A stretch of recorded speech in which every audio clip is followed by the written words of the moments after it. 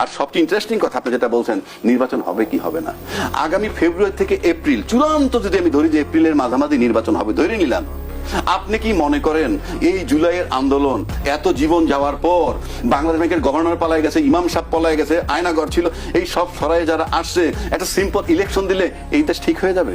এত সহজ? আপনি নিশ্চিত করে বলে দিচ্ছি আমি, ওই দিকে যাবে না দেশ, নির্বাচন নিতে পারবে না। কারণ এই দেশের লোক আবার জাগ্রত হবে। জুলাই আন্দোলন শেষ হয়নি, এটা মোটামুটি আপনারা ধরে রাখতে পারেন। তা না হইলে এই এনসিপিতে আপনার সামনে এখন 4-5টা লোক, আপনি যাদেরকে দেখতেছেন 15-20টা লোক, দে আর নট দ্য ম্যান। ওটা এনসিপি পার্টি, আপনি একটা বেড়াদালে মানে একটা আড়ালে রয়েছেন, পিছনে বহু শক্তি আছে। সেই শক্তিগুলা কারা?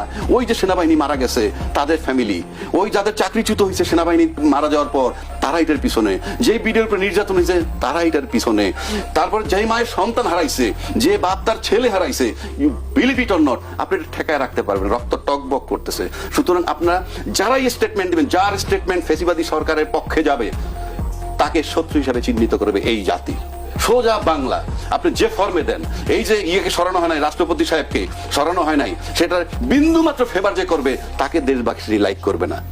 সোজা হিসাব। আপনি জুলাইতে আপনি কল্পনা করেন না, আপনার ছেলেটা মারা গেছে, আপনার ভাইটা মারা গেছে, কোন রাজনীতিবিদের নাতি পুতি কেউ মারা গেছে? 53 বছরে আমরা দেখি নাই। তারা বাংলাদেশের এই ছাত্র জনতা বাচ্চাগুলাকে মাঠে পাঠায়, তাদের সন্তানকে বিদেশে পাঠায়।